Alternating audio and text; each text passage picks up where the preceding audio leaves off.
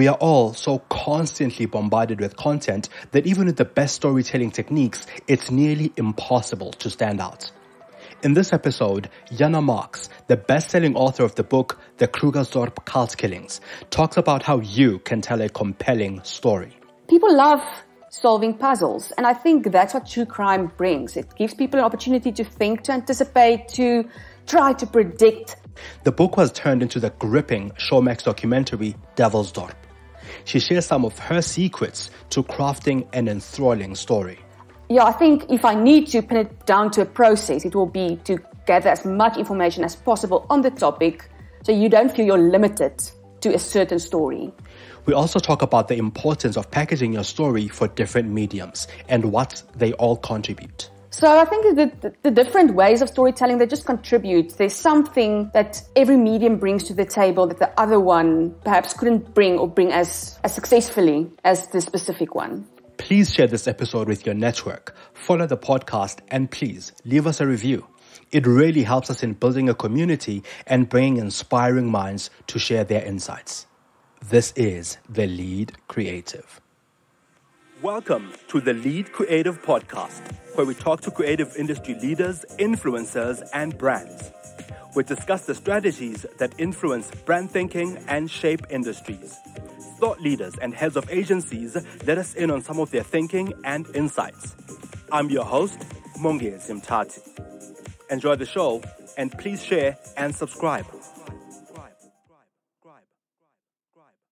Jana, to kick things off, thinking back to your childhood, thinking back to your early life, what drew you to storytelling? Were you always drawn to it, or did you just fall onto journalism and storytelling later on in life?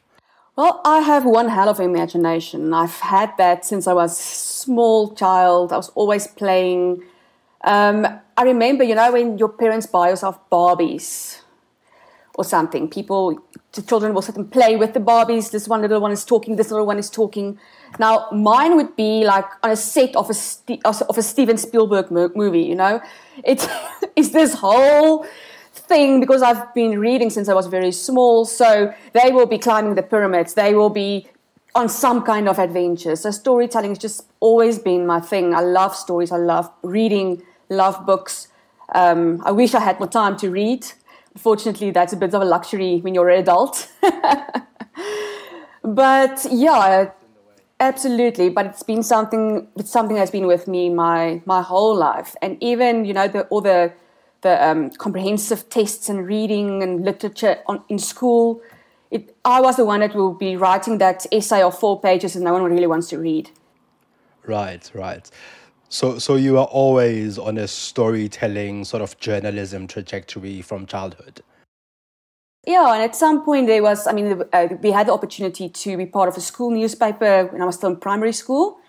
I was very lucky that the Volksblad, that daily newspaper in the Free State, North Cape, that they had a team that went out to schools and just tried to create interest for the news, for journalism. And we had this school newspaper like competitions. You have little small teams, and you had to make this newspaper on that day, on that Saturday or whatever. And they will have like a real photographer there talking about pictures, a real editor talking about editorial stuff. And it was just this very romantic thing for me. Now, fast forward to recent times, when telling a story that's as complex and as painful as your book titled The Krugersdorp Cult Killings and inside Cecilia's Reign of Terror, right? So how do you balance telling a compelling story creatively while maintaining a journalistic lens of telling this painful, difficult story? I don't think it has to be either or. I think journalism, we often think of journalism as only a short news article, news report perhaps, whereas it's such a big umbrella term. Journalism equals compelling storytelling. So, yeah, I don't think it's to either the one or the other. I just think you write more detail. It is what it is. So in journalism, you obviously need to keep people's attention, even if you write a very short report. And that's the same. So you use the same techniques when you write the longer book. You just get to add more details, which is quite a luxury when you're used to newspapers. Yeah, and I think, I think often, or a common criticism that's leveled against true crime specifically is that you become desensitized. And I also don't think that that's it. I mean, as I've just told you, it's compelling storytelling, whether it's a news report or a book. And you need to write the emotions into that story. It is what it is, even if you only write 300 words. Now, with this story particularly, while maintaining, this idea of compelling storytelling and telling a story that's as difficult as this became, and when we'll unpack that a little bit, you mentioned this idea of being desensitized, and I don't necessarily think it's desensitization more than I think it's keeping the creative and compelling part in a story that is a true crime and true life story. How do you then integrate the art of storytelling in that when you're not writing, a 1,000-word piece? You have to write a whole book, and you still have to make it creatively compelling while telling a true life and true crime story. I think the most important thing for me was to really do thorough research, because I felt kind of responsibility to learn as much as I can, not only to be able to write a proper book, but also to be able to, or at least try, to get a sense of the key role players, their emotions. It didn't feel right to just touch the tip of the iceberg when I write, like writing over it. I wanted to feel what people felt, or at least try. I mean, obviously, I can't even imagine to say that. I can't say that I know exactly what they went through, not at all. But it was really important for me to walk the journey with them, to let them cry on my shoulder, to look at the dockets, to look at very, very, very brutal murder scenes that I knew I couldn't really. I can't showcase this to the world. It's just too painful. It will be disrespectful towards the victims and the families. But for me, I wanted to get all of that, so I can stand back and say, okay, this is what I have. These are raw emotions, secondary, but raw emotions. Now I can go into the story, and now I'll be able to tell the story in what I feel a truthful way. How did you go about gathering the extensive research that was required for the book, which was then turned into Devilsdorp, the documentary? What role did the families as well as law enforcement play in helping you to shape the narrative? So both the book and the documentary started with a court case that I'd attended at the time. But I did realize, while sitting there after reading the indictment, I mean, in a court case, the state will use only what's necessary for that specific case. Just because, I mean, the case is so voluminous, it's a huge, difficult case. It's not only one killer, one victim. It's a whole group of killers, a whole group of victims. The storylines are so intricate. And I just realized what I'm reading in an indictment, although it already blew my mind, that was literally just the frame of my story. So I took that, and I started to write from that, because I was in court every single day. So I wrote from the court recordings, from my notes, because I was taking notes like the whole time. And then obviously you ask questions. You step back and you say, okay, if I'm reading this, what do I still want to know? Oh, there's a gap. There I need something more. Oh, I want this question answered. I don't know how we got here from the previous point. So then you start with your interviews, and you approach the people, and everyone, your family members, they were an absolute crucial part of this. Also because it was very, very important to me in the book, and especially in a documentary, that the whole thing is victim-based, victim-focused. This is not just Cecilia's story. this is a story of the victims, and not only the victims, but the victims' families who are victims as well. Going into the court case, because you mentioned that, and it's very interesting because journalists go into, court cases a lot. Like, they spend a lot of their time in court and on crime scenes and on various stories. Going in, did you realize how big this story would be? Did you realize how big the case might end up being? Not at all.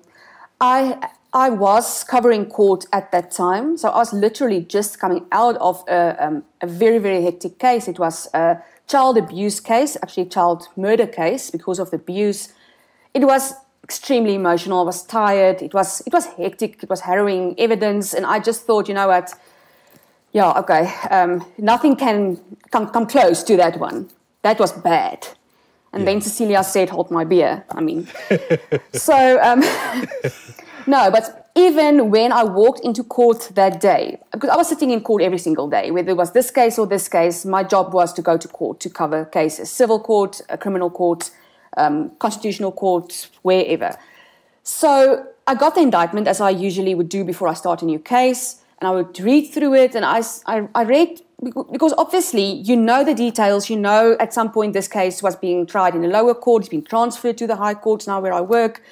So you have the gist of the story, you followed the news, but reading that indictment was already it was an eye-opener. I realized this is not what I'm used to. This is not what I've been doing for the past few months or years. So I went to court that day. It was another normal court day, knowing that this is quite interesting, but it was only while I was sitting there looking at these people, and when the state started with their case, that I realized, oh my word, and it absolutely blew my mind. Now, you mentioned that, of course, this was, that you almost stumbled upon this, and I want to sort of unpack that idea of when telling a story, sort of being willing to let the unexpected become the story, or let that those instances of what you don't anticipate actually becoming a big story. How important is that in storytelling, this idea of just I guess the unexpected taking center stage? Yeah, I don't think now maybe two things. In a court case, obviously, the court case has a beginning and an end.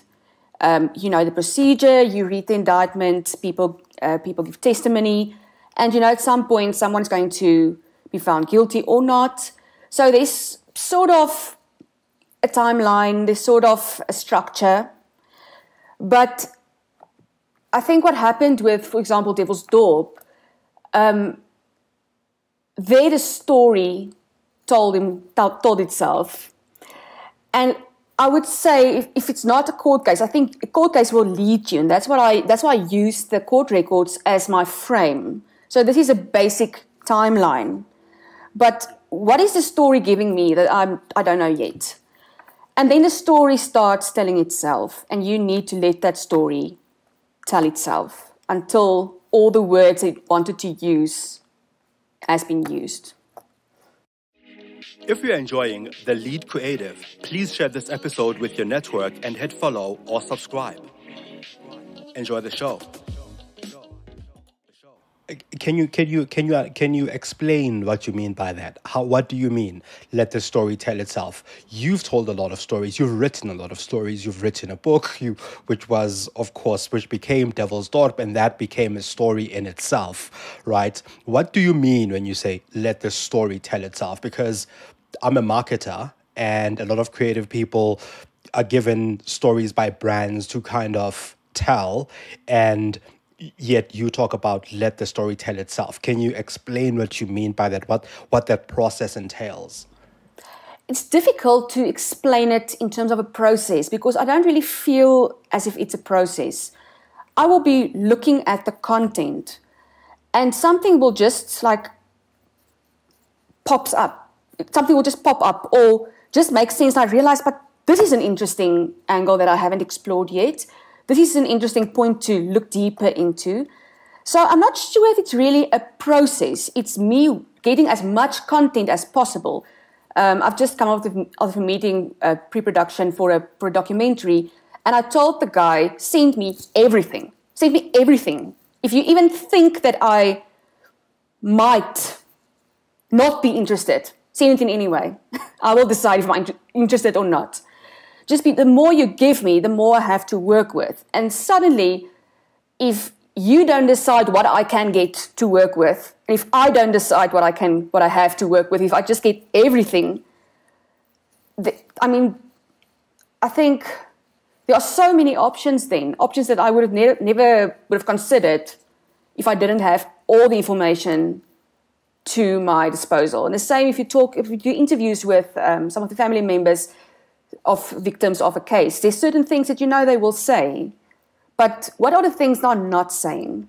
Maybe ask about their life. It has nothing to do with the court case, but in sharing their life, their house setup or living setup or whatever, you get a sense of the person you need to write about by talking to people close to that person. So, I think if I need to pin it down to a process, it will be to gather as much information as possible on the topic so you don't feel you're limited to a certain story. So in a sense, the devil is in the detail, and it's in those details that the story jumps out at you and you take a different, or even if it's the same direction, but it takes shape in that form. Absolutely. And it can be one big story thread with a lot of small little threads inside. I think that's what makes it interesting. It's not just A to Z, beginning to end story. Every story has little stories inside. It can be a story in its own right if you really want to develop that part. Yeah. I imagine that while writing the book and creating the documentary, that you got immersed in this dark world while you were writing, which exposes the other, less desirable side of humanity. How did you step out of it and find balance in humanity and the good of humanity while you are immersed in such a dark story, and almost balance this with your mental and emotional state? How did you do it? Yeah, it was very difficult. It's really difficult, especially if you take my approach to really engage in the emotions of the story, so you can try to comprehend what happened there. So I let myself experience everything, and I think I can say that I think I had a bit of a secondary trauma at some stage. I would read through a court docket. The pictures and everything we showed on Devilsdorp, that's after I went through the process to look what can be showed or not. Otherwise you wouldn't have been able to watch it. It's just too brutal. So you almost had to relive it while doing the documentary when you had already done so while writing the book. Absolutely. Relive it, live with the families, live through it with the families. For them, it's, again, every single interview is extremely emotional just because they have to relive it again. Luckily, I know myself very well, and I know when I'm tired, when I'm emotionally tired, not necessarily sleeping tired. And I took breaks. So I would read a court docket, and I will take a break from the book for a week plus, if I needed to, just to work through the details in my mind, to process it, perhaps, and then to come back and read and write down what I've learned from there and what I felt, what I've experienced, how I see that happened. So I did that. And then also, I think the big thing is I had people around me that knows me very well. And they would tell me, listen, we can see you are tired. At that stage, I was engaged, married to him now. And he would say, you know what, let's just take this weekend off. Don't work now. I can see you're tired. So I think I had to learn to rely on those people as well that knows me well enough to say, you have to take a break now. Because it was hard. I'm not going to say it wasn't hard. It was extremely hard. When you sort of, get feedback from readers of the book and who then went on to watch the documentary, how differently do they receive the story, or how does the story crystallize for them according to what you hear or see between the two? So, interestingly enough, obviously book sales picked up after the documentary, as if many people first watched the documentary and then said, okay, but I need more. I still have answers. And then the book was there to give more answers because it's a more detailed version. Obviously, we talk about content. A book will be the detail, and you can't put all the detail on a TV screen. It just doesn't make sense. So there's a different way of writing that story, a different way of planning a story like that. And I feel that they complemented one another. There are certain narratives that wasn't in the book, but there were a lot of narratives that the book covered much thoroughly than the documentary. So I think the two really added value to one another. And that was the feedback I received. There's also this narrative now, right, of that people don't read as much books as they did before. We would rather wait for the movie or the documentary. And then, so take those two plus the fact that digital also now does its thing and, is more attractive to people. How did you find that these three aspects contributed to each other in bringing the story to life? Well, I see there was and I think it's touching on the one question where do people choose either or? And I think it's important to realize that whatever you are seeing on the screen started at some point as a written script, as notes, depending on what the genre is. So I don't think it's that people don't want to read, because in effect they're actually when they're watching your stuff, actually watching what you've read. But I do know that people don't really sit down and read a book anymore. And I think that's where the podcasts, for example, came in very helpful. It was companion podcasts to the documentary. There's been several true crime podcasts discussing the case that was released afterwards or even prior to the documentary. So I think the different ways of storytelling, they just contribute. There's something that every medium brings to the table that the other one perhaps couldn't bring as successfully as the specific one. Now, I'm glad you mentioned podcasts, because this now is very largely the era of sort of true crime when you think about podcasts and some of the most popular ones. What do you think it is about, I guess, the past couple of years that has brought true crime so much to our fore and made it so popular? I think there are a few things. I think one of it, people love to solve puzzles. I mean, we love that it's something, it challenges you. And if you've played that game, Cluedo or whatever, with the clues, and you need to figure out who committed the murder in this little board game. People love solving puzzles. And I think that's what true crime brings. It gives people an opportunity to think, to anticipate, to try to predict. In a very macabre way, it's almost fun and relaxing in that sense. But then if you look a bit deeper, I also think it's about seeing justice happen. I think especially in South Africa, where, I don't think there's one single person that haven't had crime happen to them directly or someone close to them. It's the world we live in. And most of the people get away with stuff.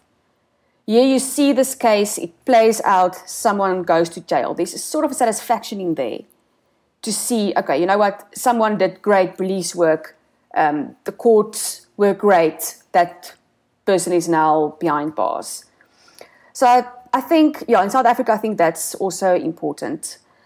And just the thing of storytelling, like you've said, I think you are sitting there in your little leafy suburb. You don't know that world. It's strange. It's weird. It's new. You want to learn more about that world that you know nothing of.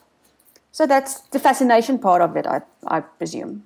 Now, you've mentioned a number of things there, like people like solving puzzles, which is absolutely true, and that crime affects us all in different ways, or crime in some way or another has affected every single one of us, if you live in the kind of world that you live in. So those are, I guess, some of the aspects.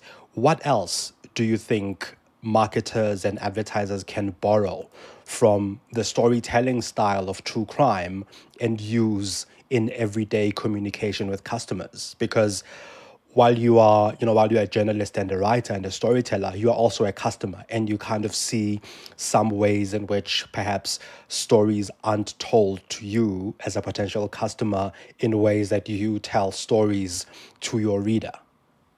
I think it's an important thing, a phrase that I would ask myself before I start to write anything.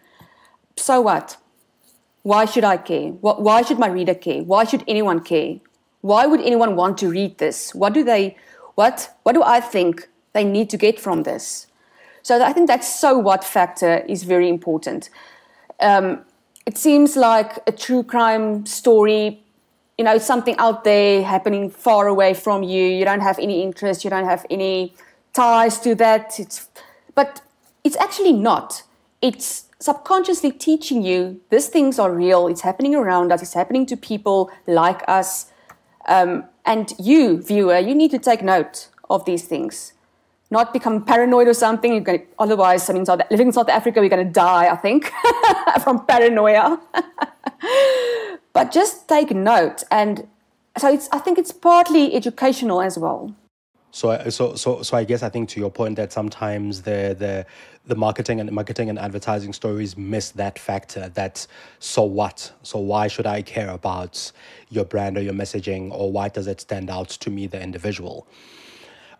So I've mentioned the writing quite a bit. You've also done TV production. You've also so you've created stories in various forms in many ways. Looking back, how has the process of writing this book and telling the story teach you, if anything new, about storytelling and about true crime reporting? I think the book was the story over a couple of years. It wanted to tell the story of not only from the time the killing started to happen, but what led to that? What was the run-up to the development of Electus Pedeo's Overcomers Through Christ? So it actually spans over a couple of years. And I think it helped. I learned a lot about chronology. And, just being able to use this volumes and volumes of information and put it into a timeline. Because that was the purpose of the book. Tell the story and try to answer most of the questions that haven't been answered in court. From a TV perspective, things look a bit differently. You can't just... You start from beginning to end, but that's not the way it was necessarily created. You do, like I've said earlier, little stories. We call it story arcs. You build up to a certain point. Then you start a new little narrative. You build up to another point again. So you create little stories within little stories. And I think that's much more... more prevalent in a documentary or in a movie than it would be in a book. In a book, it will be more linear from beginning to end.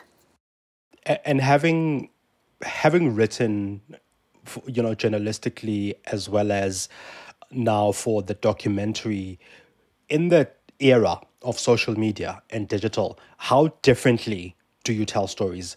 Has it changed how you tell stories? Should it be different? Because while we are reading the book, we are taking pictures of excerpts and sending them to our friends and sharing them on WhatsApp. Does it change the way you tell stories and how you, I suppose, describe and unpack your story as you tell it? I think the way or the days of just telling a story and hoping people will read it, those days have come and gone. People drown in stories every single day. And you have to deliver a product that they want to choose in that bulk of what is available to them. Even more so if it's something they need to pay for. So I think storytelling has become much more compelling, and using different media as well to enrich it, just to to make it a fuller story, because some people want to listen to a podcast, some people want to watch the TV, someone wants to read a social media post about it. So I think it's packaging stories in different ways for people, knowing who your market is, knowing who you are writing for, and packaging the story exactly how they need to receive it. And like I said, I just think compelling storytelling is so important because you're competing with so many people. For example, if you write for the media, a celebrity will nowadays break their own news. They don't need you to break a story. They will just post on it and will get much more hits than the story that you wrote will get. So you really need to bring something to the table that would let people go. And after they read the celebrity's post, go read yours, go listen to yours, go watch whatever you gave them. If you're enjoying The Lead Creative, please share this episode with your network and hit follow or subscribe. Enjoy the show. So what is that X factor? What is that X factor that makes a story compelling? Because again, if I compare that to, say, marketing or advertising, to stand out, you probably need to tell a more compelling story, tell your story more compellingly, use a different medium, appeal to an insight, all of these kinds of things that you need to kind of unpack and find. How do you then tell a true life, true crime, personal story in a way that competes with everything else that's, say, on social media without necessarily competing for it? I think one of the things of true crime is the story, a lot of the story lies in the facts already. I think perhaps Devilsdorp is a good example for it being so bizarre. There's not a lot that you actually have to add to make it a story that people wants to read. So I think there's a relatable factor, there's a fascination factor, and I think it's up to you to give them then the proper product that satisfies that need. It will, again, have to speak to people in a certain context. What do you want your reader to take from this? Do I want to educate? Do I want to make them aware? And then the why should they care factor. I think that is the most important thing. And so you meet them, you meet the reader where they are in a specific context, in a specific country. If I wrote my book to a US audience, it would have looked perhaps much differently than South African audience, or certain things that I can tell and can say to South Africans because we know how it's like. We experience things differently.